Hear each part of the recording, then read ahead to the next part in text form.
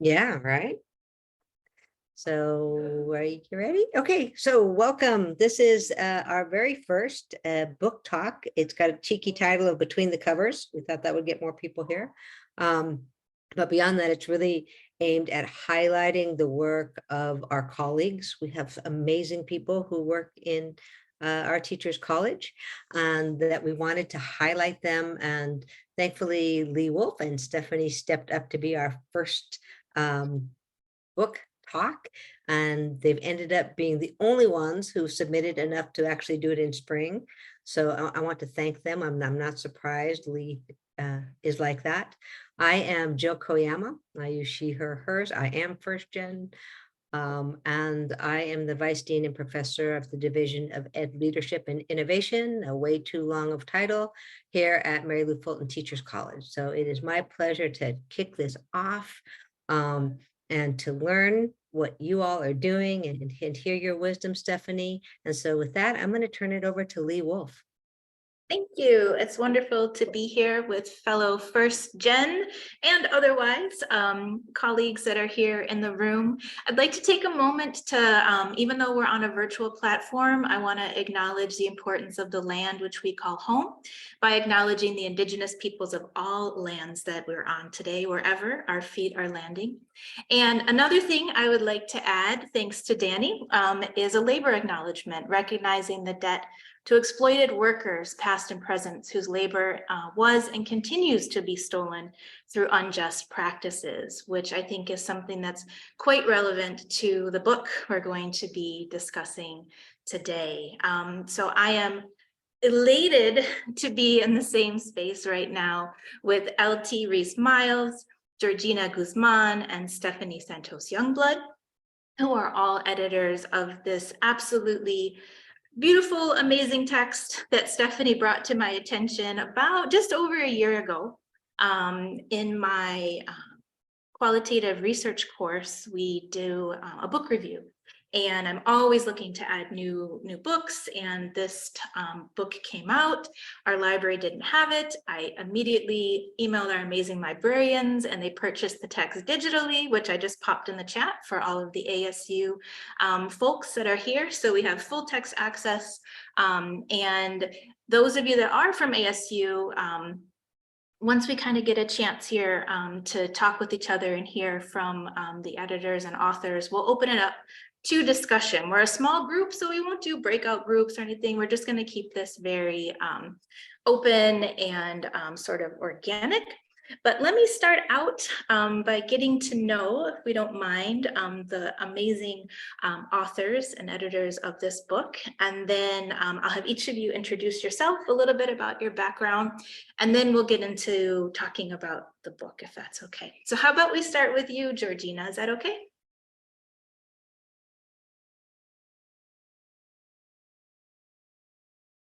I don't know if she can hear me. Oh, can you hear me okay? Okay. Yeah, I can hear you. Sorry, I'm having technical difficulties for some reason. But yeah, hi, nice to meet everybody. I'm Georgina Guzman. I am an associate professor of English at Cal State University Channel Islands here in lovely Camarillo, California. I'm also the faculty director for the Center for Community Engagement. And, you know, part of the reason I do that is precisely because I know the importance of service learning. The kind of work that Stephanie did for also UCLA, you know, and yeah, that's, you know, I've known LT. We were just talking about this since 2003. And we can talk about the inception of the book and everything, but we met at UCLA as grad students in English. And we've been collaborators and friends since then. So yeah, so I guess I could pass it over to LT so she can introduce herself. Thanks, Gina. Hi, everyone. I'm Latanya, or LT. I am Director of University Partnerships for a company called Re-Up Education, and we focus on bringing stop-out students back to campus and our adult learners and making sure that universities uphold the promise that they made to those students. I'm also adjunct faculty at Santa Clara University, and I teach in the Department of Educational Leadership with a focus on social impact. Like Georgina said, my doctorate is in English language and literature. That work really focused on African American literature and culture, but I guess my main areas of focus are first generation narratives and also the concept of the hidden curriculum. Last thing I'll add is that I co-founded a Facebook group called Empowering First Generation Students. I can add a link to the chat. That was founded about 8 years ago as a way of bringing together 25, 25 people, and it's now 7,400 folks in that group. And Georgina, Stephanie, and Lee are all part, and Mercedes and a couple other folks I believe are in that group too. And now Stephanie. Hi, everyone. I'm Stephanie Santos Youngblood. And right now I'm a new assistant director for campus activities at USC, University of Southern California. So my day-to-day is really working with our volunteer center, hazing prevention initiatives, leadership programming, and probably the biggest area is student organizations and everything that goes into that. My first love, inspired by LT, is like first gen, all things first gen. And I'm also in my last 6-ish months in the leadership and innovation program. So doing my data collection right now. Actually, Dr. Wolf's on my committee. Dr. Marcos is my chair. Georgina's husband is on my committee. So like lots of friends in here, and then some LSC members too. I think I saw Kristen, Megan, someone else, and Matt from the cohort. So hey, y'all. Awesome. Thank you so much. So I am so excited to hear the origin story of campus service workers supporting first generation students. I don't think I said the title of the book as we started, so I apologize for that. And the second line is informal membership, mentorship and culturally relevant support as key to student retention and success. And the book came out, it was 2022, right? Just at the beginning of 22, pandemic. I mean, the pandemic is in the text, so it was right in the thick of all of that happening. So would love to hear sort of where it started and the process of creating this book. I think that's me, right? I'm queued up first. First, I'll start with my own personal experience, because that's really how it all began, which was as a first generation student. I went off to University of North Carolina at Chapel Hill to college, and found myself sort of out of sorts. And now knowing I was experiencing culture shock, I did not, first of all, I didn't know I was first gen. Second of all, I didn't know what culture shock was. But what I did know was that the person that I felt most comfortable speaking to was a man I called Mr. Stanley, who was the custodian of my residence hall. And he just seemed so familiar and familial to me. And he was the one person that I chatted with about how I was feeling on the campus and out of sorts. And I did not go to office hours unless I was absolutely required to, but I talked to him. He served as my advisor, you could say. And when I was making decisions about transferring, which I did, I spoke to him. I didn't speak to a single counselor about that decision. So even in just that 1 year time, that Mr. Stanley made such a big impact on me. So then fast forward to, I would say, me reading the book about becoming student ready and campuses becoming student ready. There was just a tiny, tiny, tiny little brief mention about how campuses could better serve and support 21st century populations, which included a call out to, I don't even know if it was campus service workers specifically, but other kinds of staff. And that stayed with me. And I decided to write a blog post about my experience with Mr. Stanley, and really talking about, because I've talked to a lot of other people who said, wow, I connected with a dining hall worker. There was a housekeeper who I felt comfortable speaking in whatever my home language was. I decided to write about that. And then Georgina entered the picture. Yeah, so it was January 2020, and we didn't know what was going to happen, like 2 months later. But in January 2020, I was on sabbatical, so I had gotten tenure in my position, and I finally had this time to just sit down and write and reflect. And given that I had tenure already, I decided to just write what I wanted to write, which was a memoir about my first year in college and at UCLA, a predominantly white institution, which it was really, it was a good experience, but also a very traumatic experience.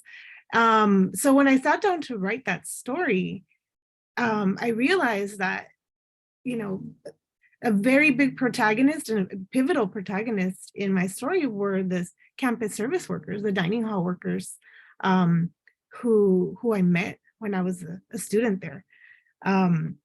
So it was a difficult experience as a first year student there, and I remembered, once I started writing my story, and the words kind of started pouring out, I remembered that LT had written about the same thing, her connection to Mr. Stanley. I had read her blog post, and so I reached out to her and I was like, hey, LT, I'm writing my memoir, and I realized how important, campus service workers were, dining hall workers, in the dorms where I lived. I asked her for the posting, and I was trying to look for it. And then we started talking about it. And yeah, that's where it all started, right? Me remembering that she had also talked about that, and our lives were so changed by our relationship to campus service workers. And yet, when we looked at the literature, there was nothing out there that really paid tribute to, these historically undervalued informal mentors, right? And they're a crucial component of student retention and success for first gen students, right? Students of color, low-income students, that oftentimes we don't see ourselves reflected on the campus. There's, very few professors that look like us or have a background like us. But it was those workers, right, that we were able to connect with, and they made us feel a sense of belonging in the university. And so, but we had never seen anything written on that. So that served as an impetus, right? We're like, okay, well, we're gonna tell our stories, and I'm sure there's other people out there. And then, the more we shared our story, everybody started coming out like, oh yes, like I had that same experience. And so it served as a way of starting that conversation. And once we opened the lid, everybody else started sharing how, valuable workers had been in their own story as students.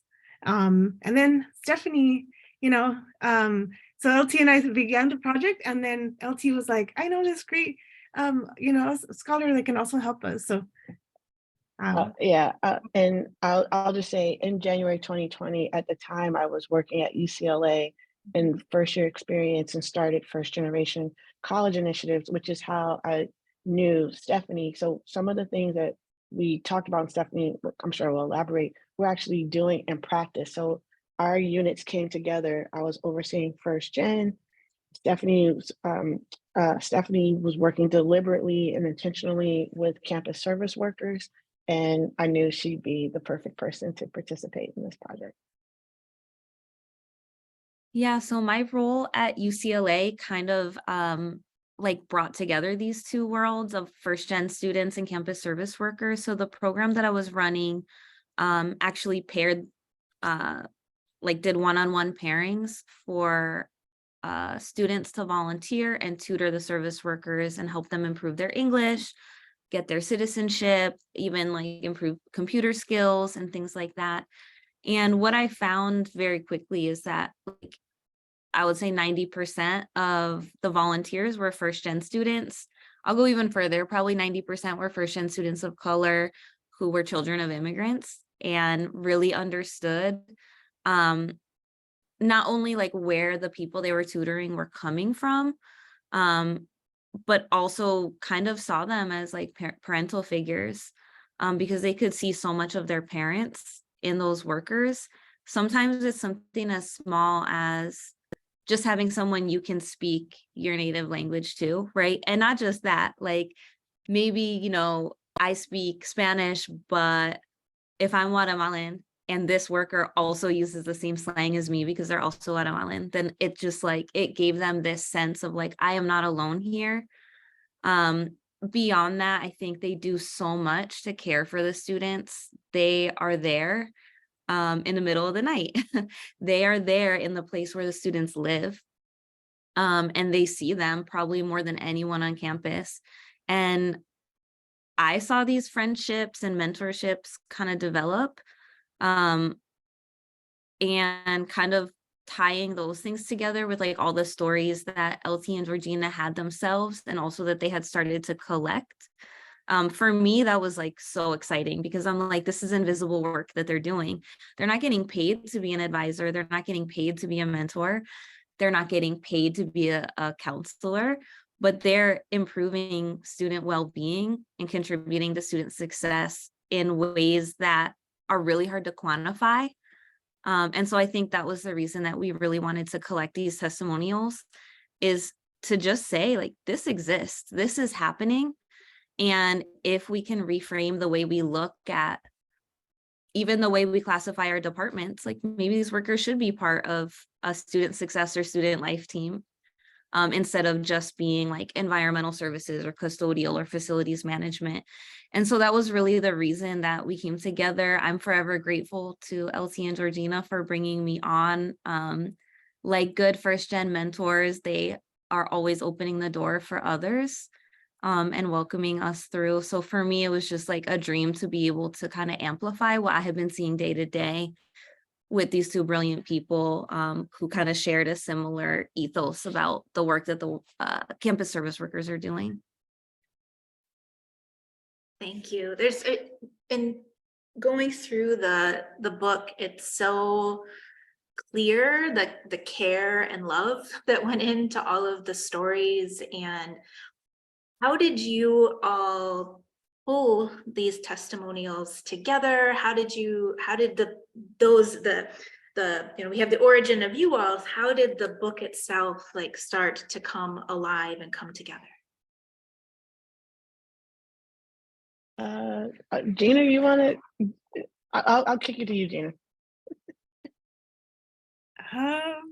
Yeah, I mean, we had a lot of submissions, right? And so it was hard to choose which ones to keep and which ones we knew like maybe they weren't ready, but we worked with the authors to get them there, right? So we had to look at the potential of some pieces, as opposed to like the product that they had submitted. But yeah, so we had so many, and the thing is, we did all of this virtually, right? So we had the call for papers. I think it was like March or May 2020, right? So we were in lockdown, and LT and I were like, should we do this? I mean, are people ready to do this? I mean, we're like, you know, stuck inside and just trying to survive. And actually, when we put out the call, you know, people were the submissions started pouring in, right? Precisely because everyone was locked in, they had a lot of time to reflect and write and kind of do self-exploration. And so when we put the call out, it turns out, you know, a lot of people were willing and ready to talk about their relationships as campus service workers. I think also because there was so many stories at the time in the media about the mistreatment of campus service workers too, right? Because they were frontline staff that were forced to, you know, oftentimes to remain at work on campus and take care of students who were in the dorms, who had COVID. And so a lot of the workers were, you know, they didn't have the proper equipment to clean or to protect themselves. Also, a lot of frontline staff lost their jobs because once the residence halls closed and the dining halls closed, they were out of a job. And so they were just unemployed, and a lot of them didn't have, benefits. So I think there was such an uproar about the injustice, about how service workers had been treated during the pandemic, that everybody was like ready to write and talk about how important they had been in their lives. We also, people that we knew had experiences, we personally reached out to them.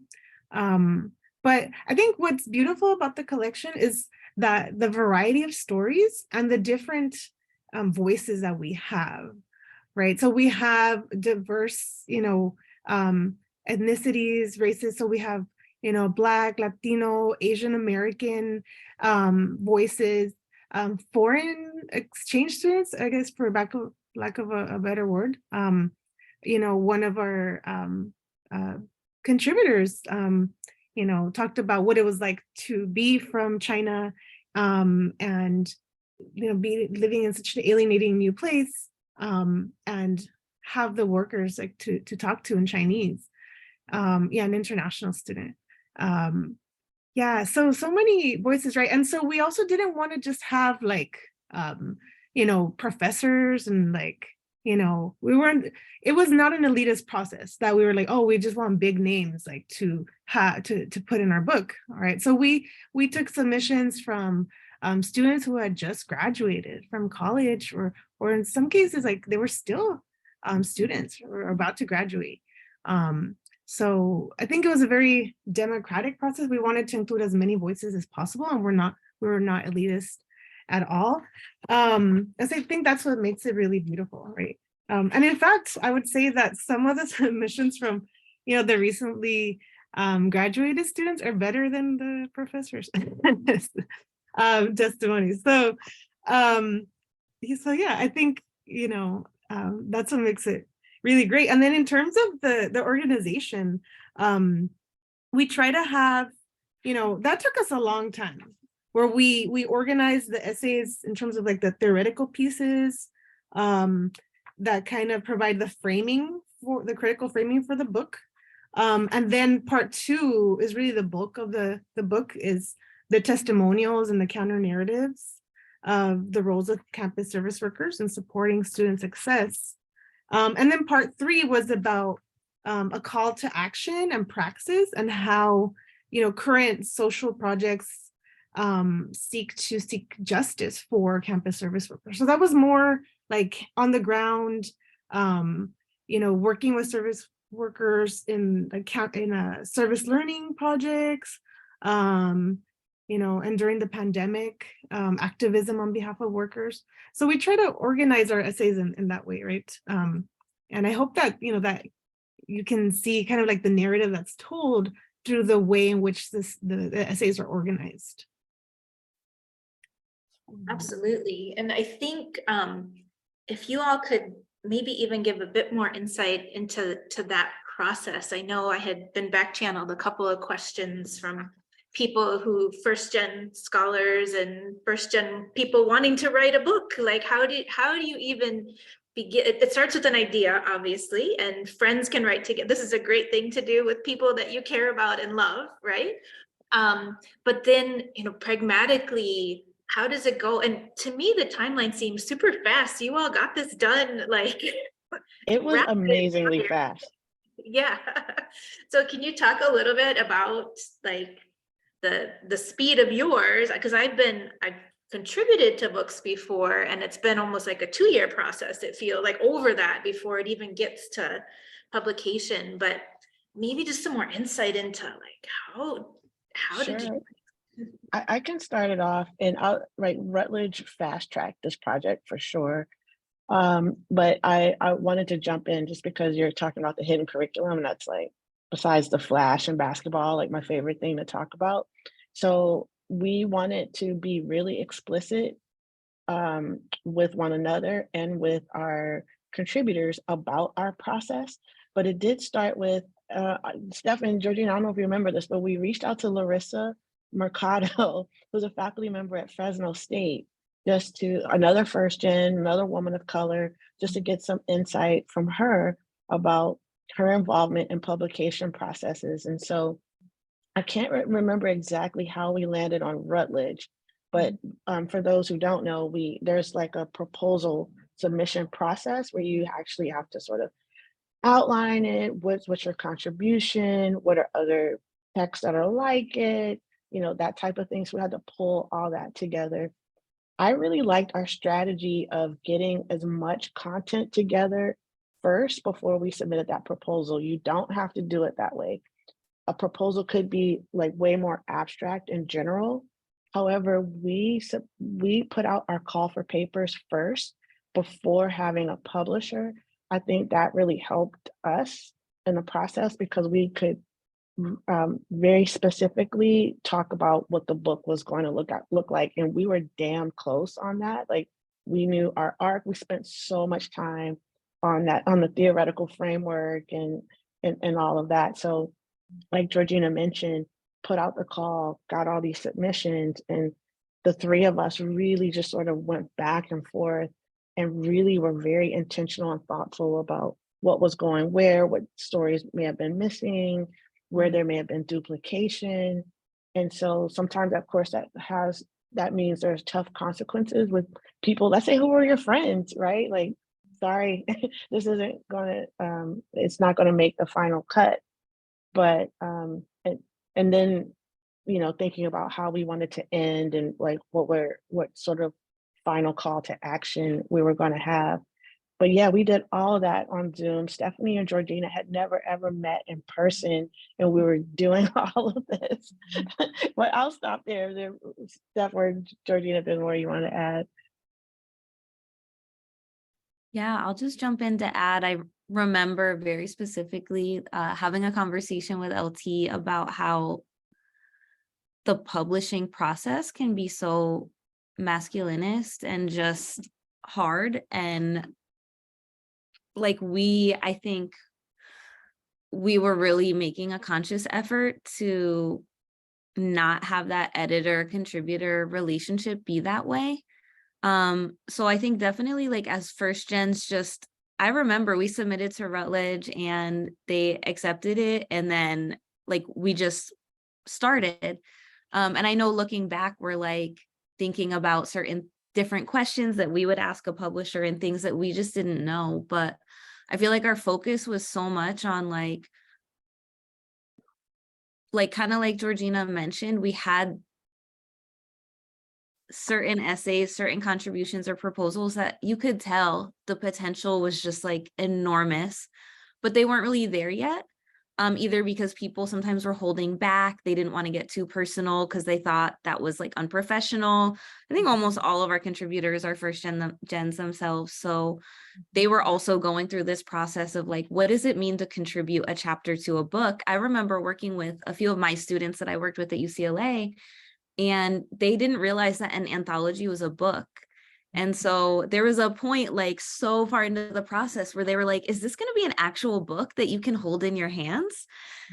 And I was like, yes, it is. You can show it to your mom and dad. Like you can, like, I kind of had to tell them it's a big deal. And I still think some of them don't really understand that it's a big deal or how big of a deal it is. You know, at 21, 22, just coming out of college to like have a contribution in a book. But I feel like we just made that really conscious effort to, yes, we had to make tough decisions. We had to give feedback, and sometimes feedback that, you know, would really change like the direction of a contribution. We also wanted, I think, to be really conscious about humanizing that process with our contributors. Mhm. Yeah, and I wanted to add to that, you know, Google Docs is our friend, and that's how we were able to do this project, right? Like, and I want to give that advice to everyone, right? That you can write your own book. Like, this all started with just, you know, us thinking like, these are great stories. We need to share them. We need to put them out there. So what we did is to see which publisher, you know, would be interested in publishing these kinds of things, right? And so we found like Routledge had like an education line, and we're like, oh, okay, let's try that. But like Stephanie was saying, right, we didn't really know who to publish with. We were first gen, it's our first book. So we were just looking to see like what other kinds of books they publish, who would most likely publish us. And then we just went on their website and we looked at, okay, what is a book proposal? How do you start the process? Like, okay, you have to write a book proposal. Once we saw that, I was like, oh, it's like 5 questions. It's totally, we can do this. So we started a Google Doc, and we assigned, okay, you answer question 1, you do question 2, I'll do question 3. And we just wrote it out. And so it was feasible once we worked together. I think as an individual, I don't think I would have been, I could not have done this. And also just having that team to be accountable to, I know many times like I hadn't read the essays that we were editing yet, and I was like, oh no, but we're meeting tomorrow. So I had to like read everything and edit everything because we had a deadline.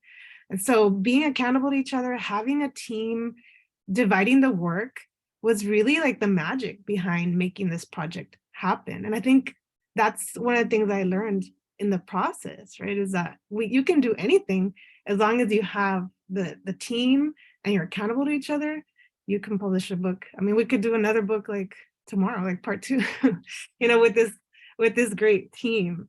So yeah, just to share that with you all. And but I think though that the one thing we were kind of not happy about was access, right? Because once the book came out, we wanted to share it with everybody, and the book is really expensive. Like we didn't realize it was going to be, it's a hardcover. I don't think they I'm not sure when they're going to have the soft cover, the paperback. It's out now. It's out now. It? Mhm. Oh, It's like okay. $50. Oh, okay. Well, that's better. Because this one was like 100 and something. And so people wanted to get it, but I was like, oh, I'm so sorry. It's really expensive. So just have your library buy it. So we did not like that lack of access.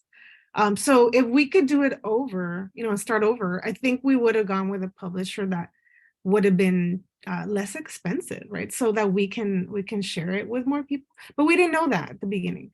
So that's just one thing to think about. Thank you for sharing that, because there's all of these hidden even those of us that can like navigate systems, there's all of these other layers that you were hit with at the end. Like you don't think about the cost of, you think books normally cost a certain amount, and then those textbooks are so expensive. It's, or what they would consider, maybe under the text or education, right? Text. So do you all have plans like beyond, or like how is this work continuing in your lives, and what has the book spurred in terms of maybe new lines of scholarship or people coming to you? What's sort of, now that it's about a year out in the world, what is your status? What are your statuses now? LT, maybe we'll start with you, if that's okay. What did it spur? It spurred a couple of different like webinar conversations. I remember hosting one specifically about Black students and not necessarily Black campus service workers, but how campus service workers support Black students in particular. And that included a couple of folks that contributed.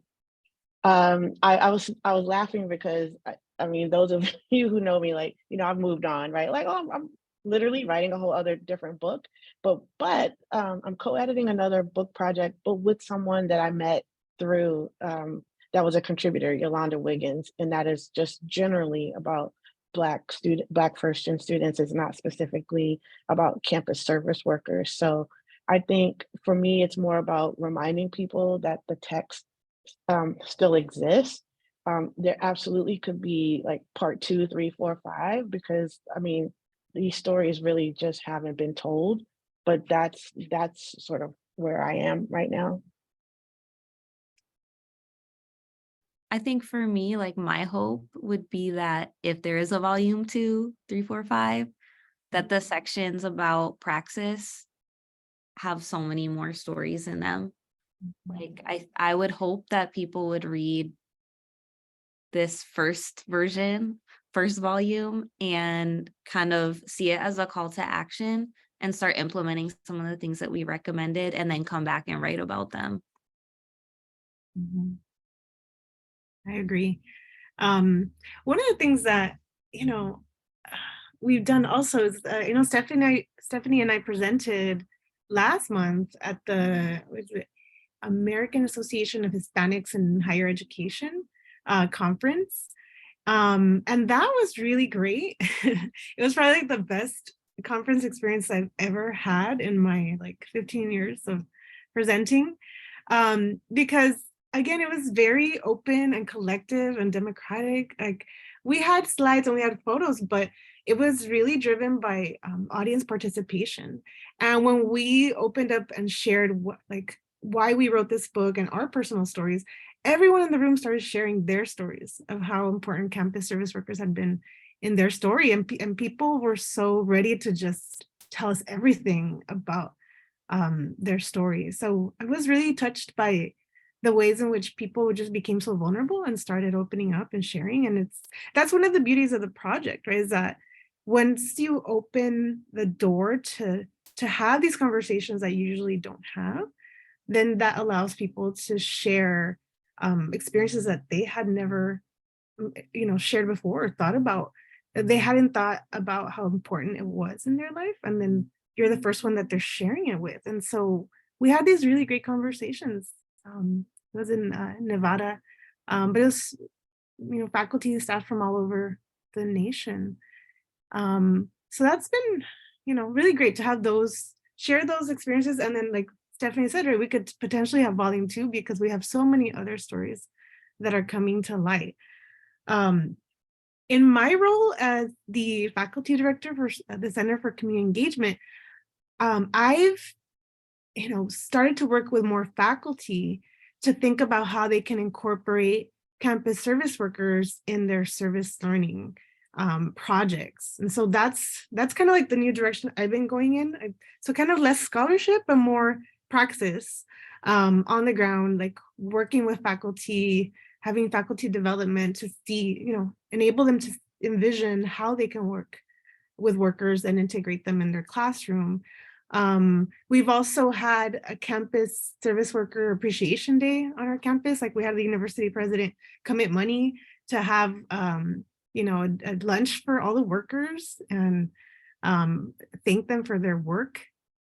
So just on the ground, like, I've been more, I was always conscious of the importance of service workers, but now like being more intentional about including them in campus events, celebrating their work and not taking them for granted or having them do this invisible labor. And then really bridging the division between the classroom and the campus grounds so we can, envision partnerships and projects, service learning projects with workers on campus. And so that's been kind of like where I've been recently. So thank you for that question. I'll just add one thing to what Georgina was talking about. I think when we are sharing these stories, it is almost like giving people permission to share their own. Because I don't think most people would say like, well, my college mentor was the campus custodian or the housekeeper in my dorm. Like, I feel like there's just so much explaining that you would have to do or that you think you would have to do to the average person. So it gives people permission to kind of share those unlikely mentorships or untraditional mentorships. But I think it also gives people permission to think of those connections as mentors. Because I know I think we all went through this process of being like, yeah, this person was important to me, or I got support from these certain people on campus, but to actually reframe the way you think about these workers who are usually the most diverse workers on campus, also the lowest paid workers on campus. And it brings up a lot of questions of, when we think about mentorship, we often think of titles and expertise and careers, but like, are there other types of mentorship that are just as valuable, if not more valuable, to first gen students? And are people able to talk openly about those things, or is there still a little bit of like secrecy around it? So, I think, I mean, for me, and still, in looking at the introduction, I think you had mentioned there was like only one other text, one other book that focused on custodians, and I went and did a reverse Google search just to see how many people were citing that book, and it's still, I mean, it's not that much, right? That is still popping up there. So this is adding, I think, utilizing the, you know, privilege and knowledge that has been built up to give those who might not see campus service workers as members of that scholarly community, but that this text now exists in a space that those other people see as legitimate, right? That this is truly a scholarly enterprise. If you need to be someone that sees it that way, you have put this out in the world to make that legitimate, right? For those that need those words. And that's what was something that resonated with me as I started to go through the book, that you can't, I'm sure people can, but I can't argue against what's here in this in terms of being able to pull people into conversations that normally aren't, or they may be physically in the room but not seen, right? You're making them seen, and seeing that others see them as central and integral to their success in schools. In any of the conversations that you've had sort of post book launch, have the authors shared the texts with those that they were sending the you know, talking with? I don't want to say talking about it. You're really, I felt that they're talking with their I don't want to use the word participants either. I'm having no trouble finding the right words, but with the subjects in their text. Have there been any stories about others sort of seeing themselves now in print? yeah, I know. Actually, we as editors, we each got 3 copies of the hardcover. One of mine I gave to one of the contributors so she could give to the person she wrote about. And I think that was like a big other reason why we were unhappy with the price, because we wanted to be able to, like, you know, get a copy to the workers that we spoke about that are at the heart of this. But I do know that one of the workers, his name is Young Duck, and he was written about by Young Chan. And so they had a whole story of Young Chan's story was really about like embracing his Korean identity through this relationship that they had where he tutored him in English, but I feel like it ended up being more beneficial for him and just going by his Korean name, really embracing who he was and being comfortable with that. And not just comfortable, but really learning to love those parts of him. And we had Young Duck, the worker, and his wife over to our apartment for dinner. We had a little double date, and we zoomed in Young Chan and one of the other people that had tutored him. And it was really funny because they were like, yeah, I don't think he really like understands why we would want to write about him, because to him, he was just being himself. And so I think the funniest part is sometimes that they're just kind of like, I was just being me. I was just being like a kind, helpful, caring person. And sometimes like the true impact of that, I don't know if it always registers with them right away. And, you know, I don't know if they're just being humble or what, but I feel like I've had to kind of explain, like, you are a big reason this person didn't drop out of school. You are a big reason why, you know, they made it through this like mental health crisis they were going through, or why they were able to get off academic probation, or just learn to love themselves in a different way. And those conversations have been interesting because I think it didn't really occur to them that we were really writing about them as human beings and not writing about them in like a super academic way of, I don't know, almost like depersonalizing them, but that we're really humanizing them. And I think they're still like kind of having a lot of those conversations with the workers that they wrote about. Because I know The students I worked with, they're all still in touch with them. They text them, they, share pictures of their kids and stuff and all those things. So I feel like it's an evolving conversation that they're having, which is really interesting to me, that that's a process in and of itself. Yeah, I wanted to elaborate on that, Stephanie. That's a really good point that we hadn't talked about. But the importance of campus service workers in helping us students affirm our culture, right? Because that was a big part of Young Chan's story, right? He had gone to college and had really bought into the assimilationist narrative. He had adopted like an American name. He didn't use his Korean name. And that relationship with the Korean service worker like helped him use his Korean and like, find himself, his identity again, which he had tried to kind of erase in the past in order to belong and be successful. This, narrative of social mobility in the university, that's what he thought was the best, way to make it, right? To erase his Korean identity and heritage. And I think that's a very similar story for many of us contributors. That was my story as well. I came from a working class, immigrant Latino neighborhood. And when I went to UCLA, I was like, I'm going off to this ivory tower and I'm going to make it. And I really was looking back my family and my community, my background as a way to just like leave that behind and make it. But I didn't realize once I got to UCLA, I wasn't really going to be accepted as one of the, the others. And so I had this idea that I was just gonna like, be loved and embraced. And I learned the harsh realities of that my first year in college. But my relationship with campus service workers and particularly the dining hall workers, right? Because I lived in the residence halls, like sharing meals and talking to the workers and using my Spanish again. That was really culturally reaffirming.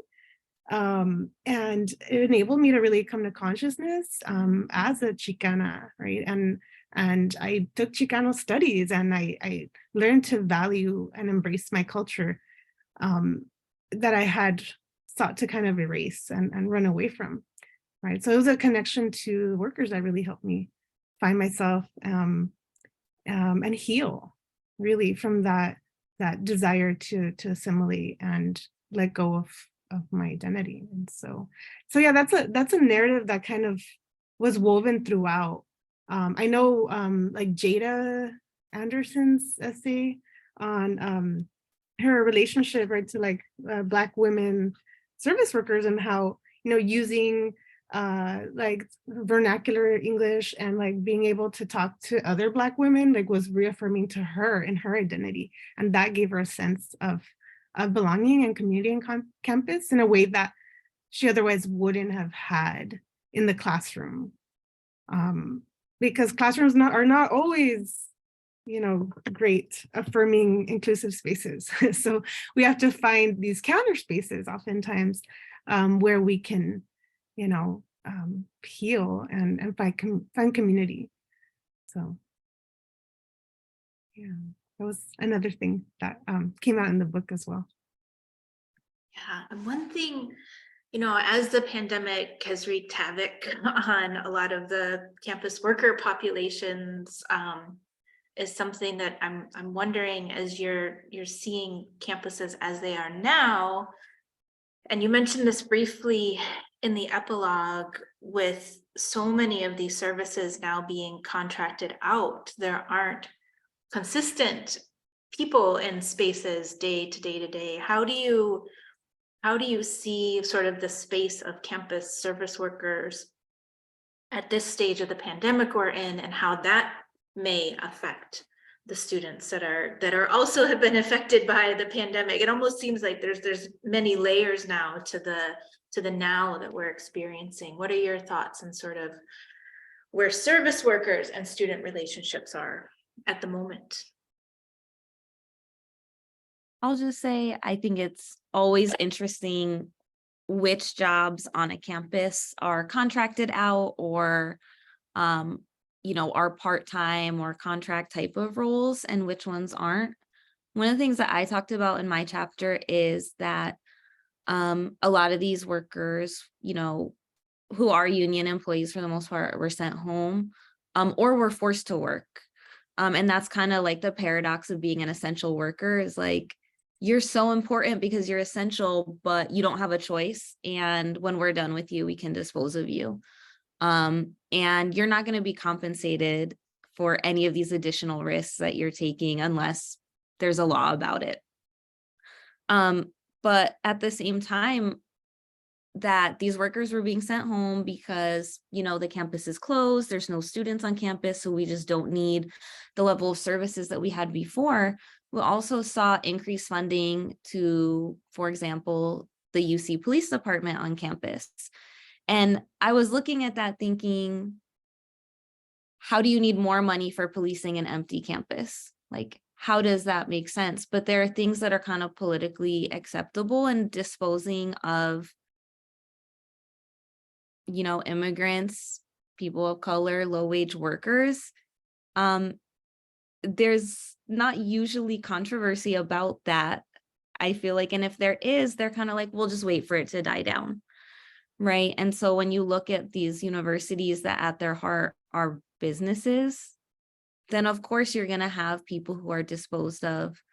And for me, like that's the issue that I really see is like these contracting these workers out. It's an attempt to save money. And at the same time, we're going to invest in positions in one person, hundreds of thousands of dollars sometimes, to overhaul student success. But we have the people here already that are doing it. But there's not really a willingness to see that, because then it brings up questions of, if a campus service worker can do it, then how am I really special? What am I bringing to the table? And I think a lot of people don't want to think about it like that. But I think we should.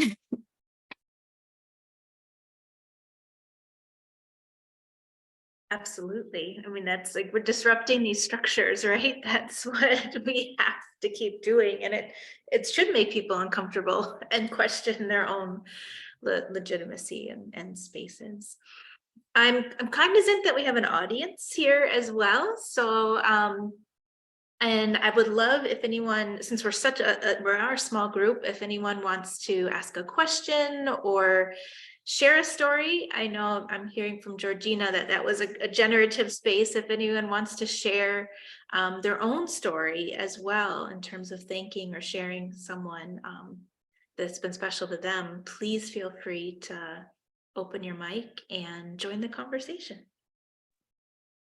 Hi, I'd love to jump in. Thank you all so much for sharing your process through this book. It's been really interesting. And I guess I should introduce myself. I'm Mishara Cruz, and I work as a part of the Arizona Community Educator Initiative with the Next Education Workforce over at the Maria Fulton Teachers College at ASU. Such a long title, but my role, I'm a program manager in developing community educator resources and training. And one of the things that we're looking at, the Next Education Workforce in general, just to preface my question for you, is looking at really developing teams with distributed expertise in schools, and to help deepen and personalize learning for students. And so with that, we are looking at ways to bring in community educators, both from outside and youth-based organizations, but then also looking at how to bring in classified staff members and to play a more impactful role. Not that it's not already impactful, but how we can really start to build those relationships. And so just on everything that you've been saying, my question was, how would you approach building an intentional system of support to encourage these relationships with students and campus service workers in elementary spaces in particular?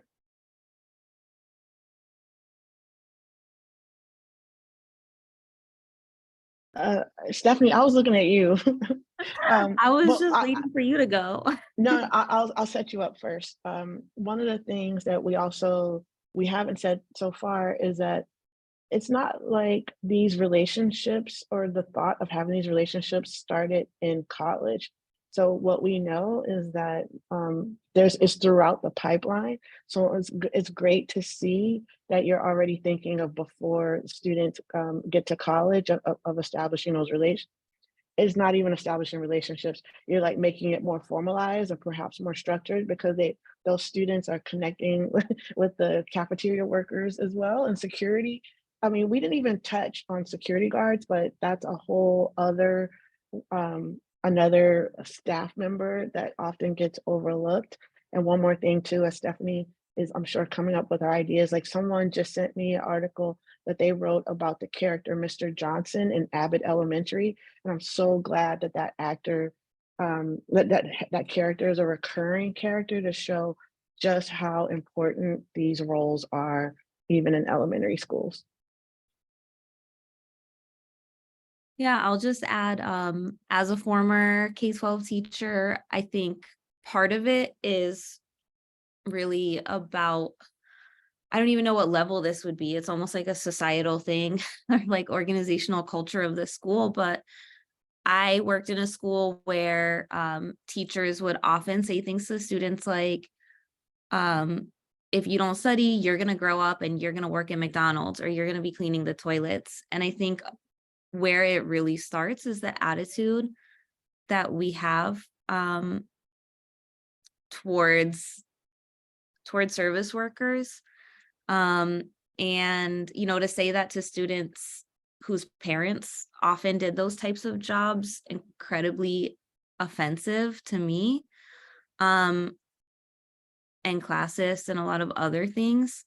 And so I think a lot of it just starts with the way that we talk to them. And if you see your school as a community, you value every member of that community, and you make a point to have conversations with them about why these people are important. And you invite them into your class and say like, yeah, is it Mr. Johnson on Abbott Elementary? Like, yeah, come through, tell us about your life and get to know them in the same way we bring people from outside of the school that are external all the time. So kind of bringing them out of the shadows a little bit, and simple things, teaching the students to humanize them, to say thank you, to not just make a mess because they know somebody else will clean it up. And I think it really starts there. And that has to be the foundation for like doing things in a more formal way. Yeah, I completely agree. And, having kids myself in elementary school right now, like the custodians are friends, when we get there late, there's he's literally the gatekeeper. And he knows we always come late. So he like always holds the gate for us. And he's like, oh, okay, like I know you were coming. So he lets us in like 2 minutes late, and he like lets the kids in and then he closes the gate. So we, just it's just a minor, example, but they're so important just to start off the day well, so the kids have a good, good day. And I think, like Stephanie was saying, it all starts in elementary school, right? Teaching our students that the custodians are just as important as the teachers and the principal, right? Like without them, the school would not be able to function. So teaching them to respect and value workers, regardless of what position they have in the institution, teaching them, teaching kids respect. And then changing the culture right within your school to, because we always have these conversations about equity and inclusion. What about equity and inclusion of the workers, right? They're never part of those conversations. And I know being part of now the university where I work, and the President's Council for Equity and Inclusive Excellence, I'm like, okay, well, can we talk about the workers? And I gave them a chapter from our book, right, the introduction, and chapter 1 from our book on campus service workers, to the president and the council to think about how we can include them in conversations, and be more intentional about including workers in those conversations about inclusive excellence. I know other schools have begun to have like lunch with the workers, like a cafeteria time. I know UCLA, Pitzer College. I know Jose Calderon at Pitzer, which is like my hero. He has that every Friday. It's lunch with the workers and in the dining halls, and it's an opportunity for the students to talk to the workers and break bread and just have conversations. And that's something that I want to institute on my campus. So yeah, maybe that's just a start. And within the book, we have a lot of suggestions. I know LT's chapter has like a list of things you can do to make sure you include workers in like campus programming, and just to invite workers to events on campus, right? It sounds revolutionary, but it's a basic courtesy, right? To like invite the workers to your events. So yeah. Thank you all so much. I love that. I don't want to dominate the floor, but can I ask one follow-up question? Okay. Georgina, you had mentioned earlier that you're kind of developing some training for your faculty to help encourage them to bring some of this work into their own program. And everything that you all are saying, your suggestions, 100% I agree with. We actually have a school that we're trying to develop a resource on here in Mesa Public School District, where they've created, based off of restorative justice and some SEL approaches, they're creating this thing called Family Time, and they've invited all of the classified staff to participate, and it's like once a month they come in and they just have kind of this group together with the students, and so that way the entire campus is all working together to just have a little get together, and the counselor creates these optional lessons for them to work on. But anyway, I was just curious, what are some of the directions, without going, I guess, too deep, because that would probably take a lot of time, but what are some of the things that you're recommending to the faculty to help to bring these practices into their program? Well, we have a whole fellowship program, community engaged and social justice fellows program, which we got funded to provide faculty development and bring in speakers about the ways that they can incorporate workers in their service learning projects. And so I can share with that or send you that information if you'd be interested. Just on a simple example, I have a colleague who's teaching in the English department a class called Narratives of the Working Class. And I was like, well, Narratives of the Working Class, have you talked to the workers on campus and gotten their narratives? So she's like, oh, I never thought about that. So, and because most of her, all of the literature was like British, it was like British working class. And I was like, well, what about the workers here? So all it took is for me to just ask her that question. And it was like, oh, I had never thought about that. And then I walked with her over to the facilities and introduced her to some of the workers and got their emails, and now she was able to invite some of the workers to her class to come talk about what their everyday work is like on campus. And just simple things like that can make a big difference. And for students to also have the custodians in the class as the guest speaker, that, it breaks the paradigms, right? And so little things like that can go a long way. Awesome. Thank you so much. And yes, I would absolutely love any information that you'd care to share. Of course. Any other questions or stories from the audience? I want to be oh, go ahead, Amy. I have a question. Thank you so much for coming today and presenting and talking about the book. When you were first talking about it and the idea of putting it out there, putting out the call for stories, wanting to have, let me just see if I took my notes right. Probably not. Oh yeah, so the goal was to include as many voices as possible, right? And you had noted, or somebody had said that in doing that and in putting out a broad call and not just seeking academics to write, there was some guidance and support along the writing journey, right?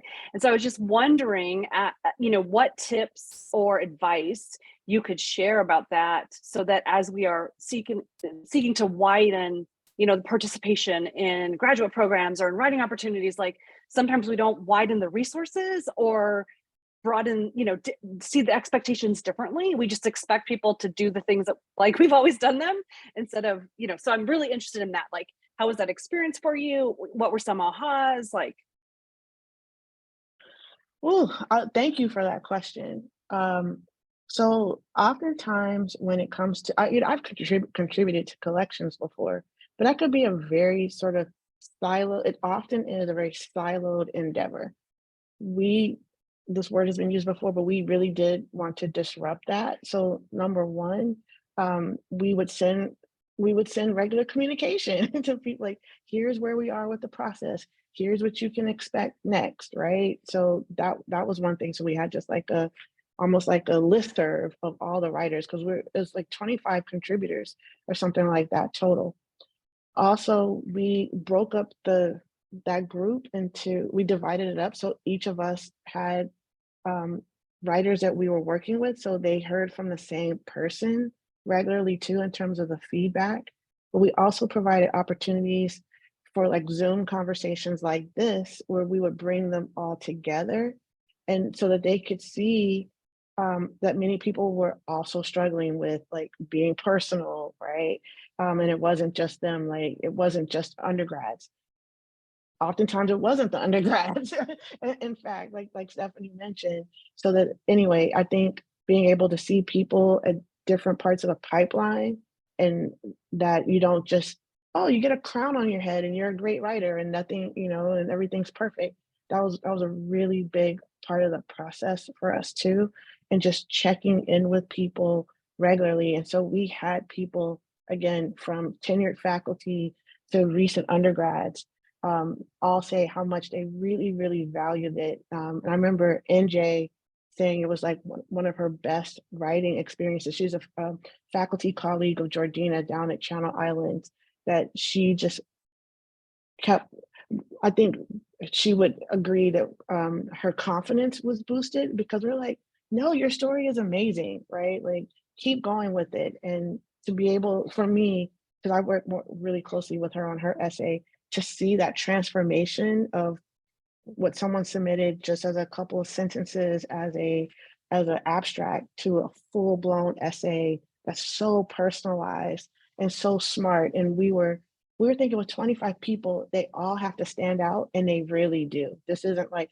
the same story told over and over again. They're very different parts of a prism, I would say. And so, to summarize, we wanted to be very transparent about what it is that we were doing. We wanted to be very affirming with people. And we wanted them to feel like they were part of a community as well.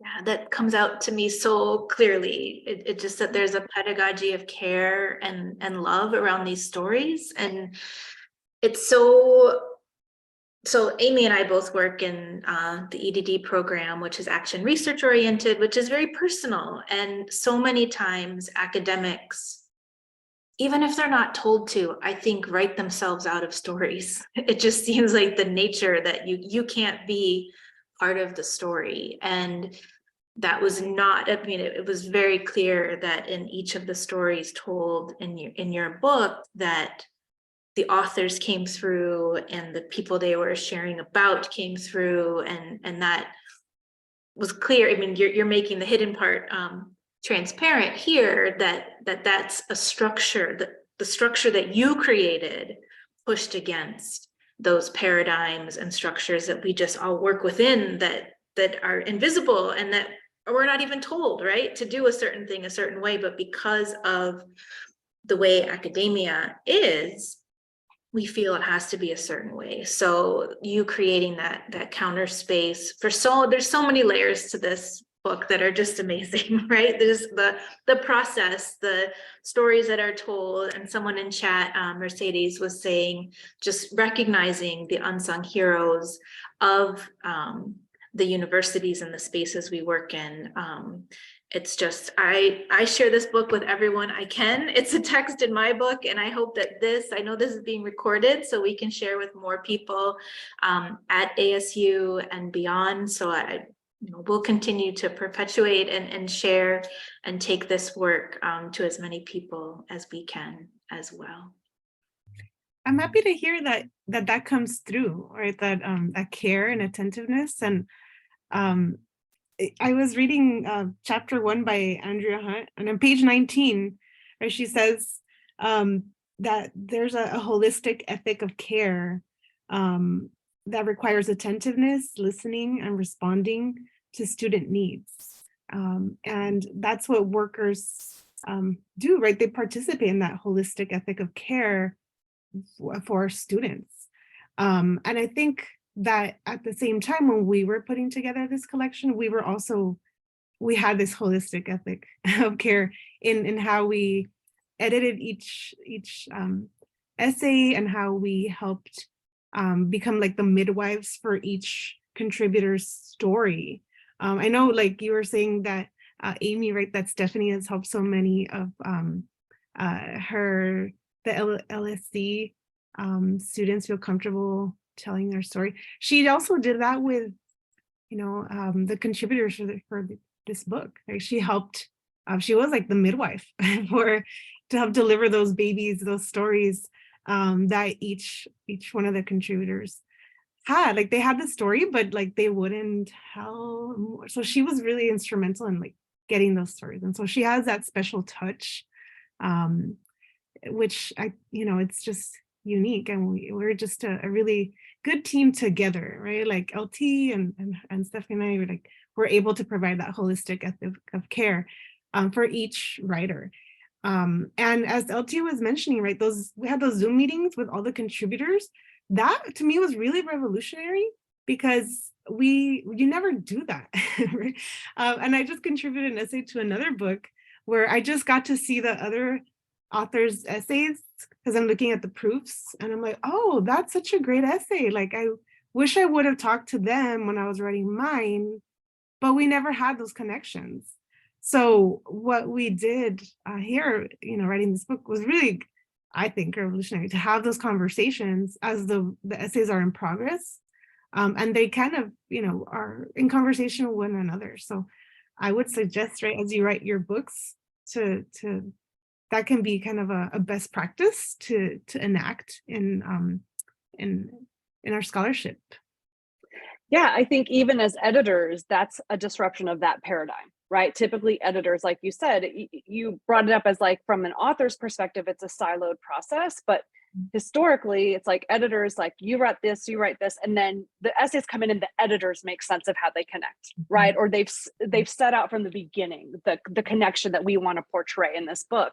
And I think by attending to this collaborative work across, you allowed those connections and promoted those connections to come from the authors and the shared work, as opposed to the editors having the voice of the connections that are there. So congratulations on like disrupting that paradigm as well in your process of editing, like your first, the three of you working together for the first time, like so many disrupted paradigms. It's amazing. Thank you. Yeah, then that was LT's idea. She was always like, doing Zoom and having great conversations, because I'm kind of like tend to stand, I'm not great about like reaching out to people, but she's really great about doing that and brings me out of my like nerdy comfort zone, and then brings out the best in me. So thanks to her.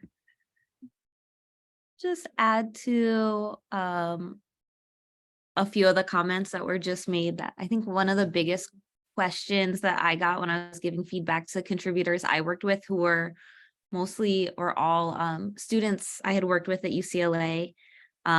So like very, very recent grads, or some of them submitted their proposal while they were still undergrads. The biggest question was like, I would tell them you need to make it more personal, because otherwise it's just another generic story and we don't really understand like why this was important to you.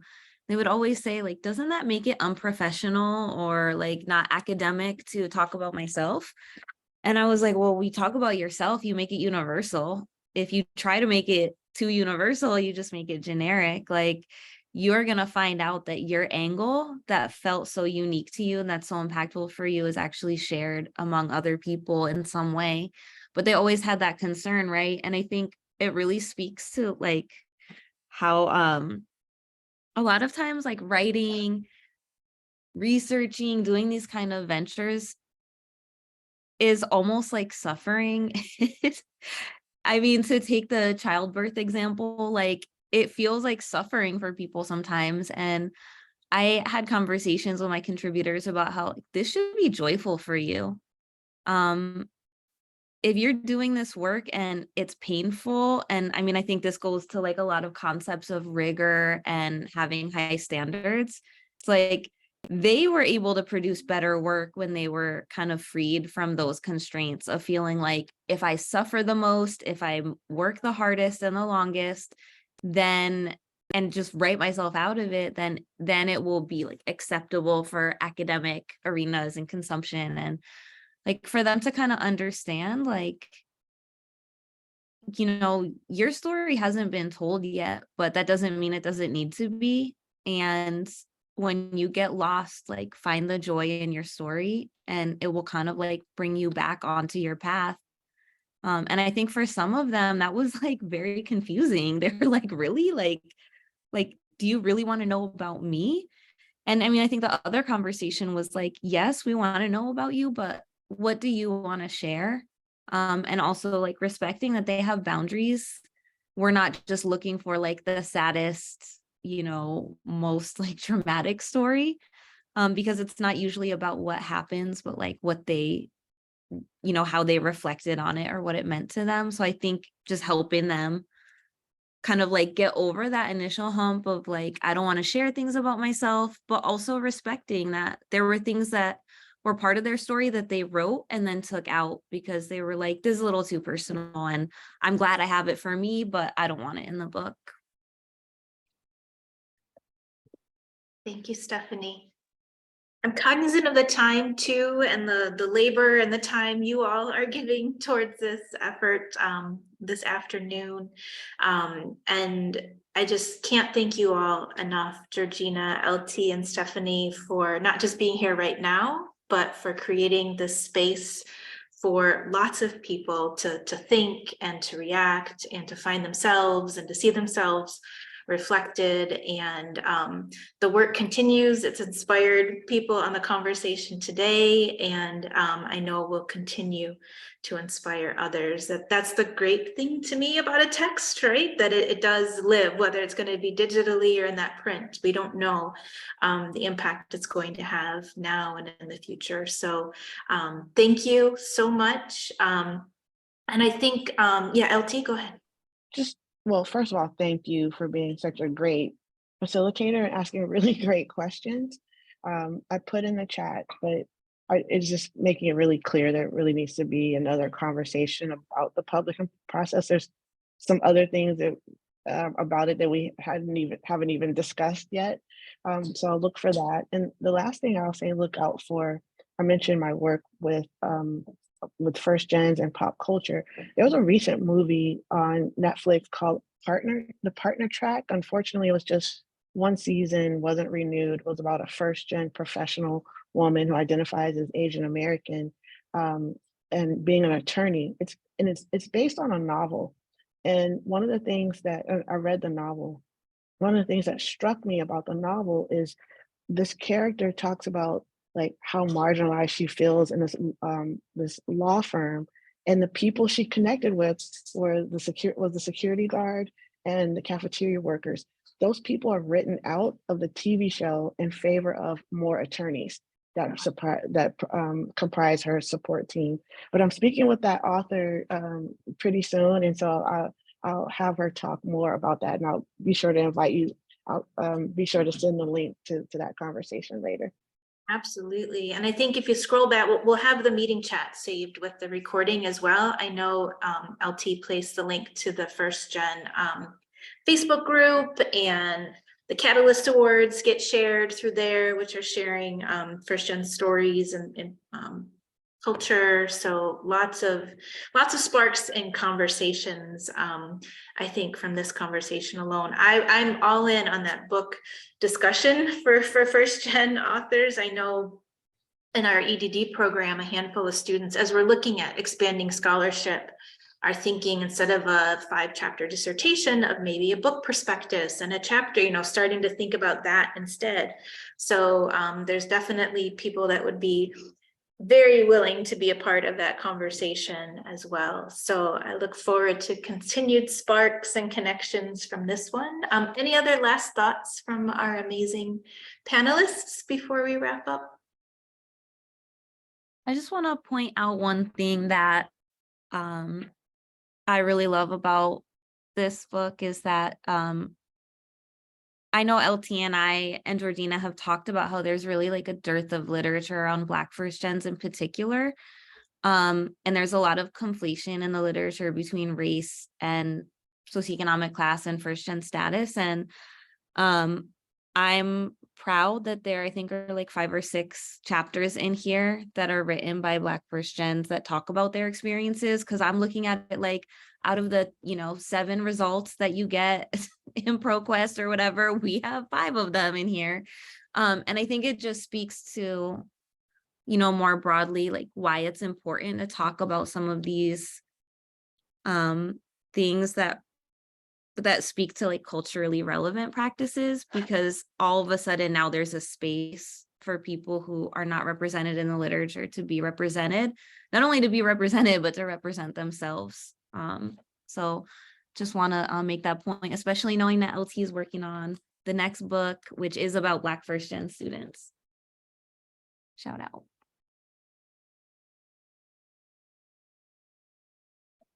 Great. Well, thank you everyone so much. Again, appreciate your time. It was great sharing space with you.